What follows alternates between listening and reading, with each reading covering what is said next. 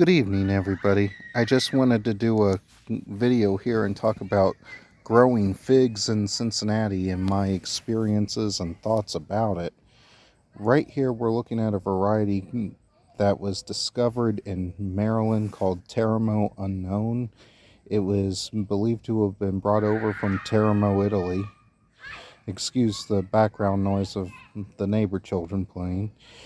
Anywho, this variety is a rather interesting variety. It's a very hardy variety, and I say that in quotation marks because I'm not really fully convinced that there are truly hardy figs after growing them for going on 16 years here in Cincinnati Zone 6B. We did have a brutal winter flash freeze around Christmas where we got to 7 below, where the temperature dropped 50 degrees in 1 hour. Now, these did have some basic protection. They were covered in a mound of straw, but all my in-ground figs went to the ground with the exception for Teramo Unknown. Now, consequentially, my Teramo Unknown is the only one that has fruit on it. My other ones that are hardy, or supposedly hardy, like Olympian, no fruit. Ronde de Bordeaux, no fruit. So I am focusing on just getting some growth out of these this year. I thought that was a fruit bud, but that's a leaf bud starting. But these are some interesting fig varieties. I did get figs off the Olympian last year, and they taste like peaches. Now, let me backtrack to what I said when I said I am not convinced that there are truly hardy figs. In Cincinnati, I think all figs are at least root hardy. They are not top hardy. I have done a lot of research and a lot of experimentation, and some years they survive above ground to various degrees, and other years they go completely to the ground. Years where we dip below, say, 5 degrees, you can expect significant dieback, and that is most years. Every once in a while we do get years where one year, a couple years ago, our winter low was 13 degrees, where we didn't have any dieback or very minimal dieback on fig trees. But that's not the norm. Over here in the open, in a less protected location, I have the supposedly king of cold hardy Chicago hardy fig. I just got this year, and I have planted it in the past. I'm going to show you a picture of the first fig tree that I ever planted back in 2007, circa 2009. That was a Chicago hardy that's actually from Google Earth and still visible. Now, it died back to the ground each year, but every year it regrew bigger, and by the time my dad had it removed at my parents' house, it grew back to be a huge monster of a tree every year. And it was only in the last couple years that it actually got fruit.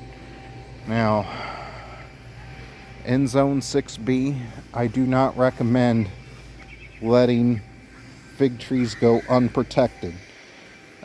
This year has been a very cool spring and a cool start to summer. They're nowhere near what they should be. And granted, I don't have the best location for figs. As you can see, I live on a semi-wooded lot. These only get about 5 hours of sun a day, but it's the best location I have to put them at this current house. Now, let me go over and show you my potted figs. Okay, over here I have some figs that are in containers that I just take into the garage. These I actually just bought this year, but they're varieties I'm very familiar with. This is a Teramo Unknown that I just got today and delivered. You can see the difference of it growing in a greenhouse and it growing in my semi-shaded area, the size difference in the leaf. Now, all these are supposed cold hardy figs, but I don't really like the term cold hardy. I like to describe cold hardy figs as figs that will fruit after dying back. I don't call them cold hardy, but for the sake of describing these, I will use the term cold hardy. Now, this tiny little fig is a fig variety from Austria, of all places, called Susser George. It's what they call an English brown turkey fig. It's highly productive. The nursery where I got it from off the beaten path say they get 20 pounds of figs per year. It's known to produce large, very sweet figs, and it's classified as what they call an English brown turkey fig, meaning that they get very honey flavored or brown sugar flavored figs. Over here I have an Adriatic JH fig. An Adriatic fig is a green fig with a blood red interior. Now, it is supposedly cold hardy, but I would not recommend putting Adriatic figs in the ground in Cincinnati, simply because they are very late in the season and they do need a head start by, say, a greenhouse or a garage if you want to get edible fruit off of them. This fig is a sugar fig. It's a green fig, and it's called Lyndhurst White. It's a very well-known fig that's popular on the East Coast. Responds very well to yearly dieback. And I've done some research on fig varieties over the years because I'm a fig nut as well as an exotic garden nut. But this vigorous guy, believe it or not, I got this year as a spindly little twig, and it's just exploded in growth. And I even have figs on him. This is a variety called Floria. It's a variety from Romania, and it's probably the same as a Bulgarian variety called Michurinska 10. It is known for having being able to tolerate slightly lower temperatures before dying back to the ground, but it's known to be very productive and very reliable in terms of responding to dieback. Now, this fig right here, believe it or not, this fig's about 3 feet tall, and it's a first year cutting. It's a variety called Macedonia Dark. I've done some research on this, and this variety comes from the mountains of northern Greece near the border of the Republic of North Macedonia. And it was found growing in ground in Pennsylvania.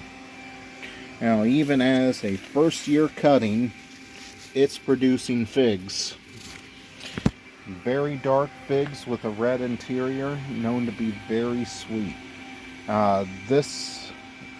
It's an early producer, and it's known to be a workhorse fig even after dieback. So this is a contender for in-ground culture here in Cincinnati, along with Lyndhurst White. As soon as I get the room or better placement, I will be testing these in the ground. Back there, I have a Violet de Bordeaux fig. I've tried them in ground. They just don't, they come back but they just don't produce fruit when they're in ground. I don't know why, but they just don't. But anyway, some are better for in-ground culture and some are better for container culture. Now in Zone 6B, I would recommend some sort of protection to preserve some above ground growth in order for you to get reliable fruit. I've grown figs unprotected for many years, and what I found is that the crop is just not reliable. But anyway, that's just my take on it. So if you have any questions, comments, or concerns, please feel free to drop them in the comment box. Thank you for watching, and stay tuned. Thanks.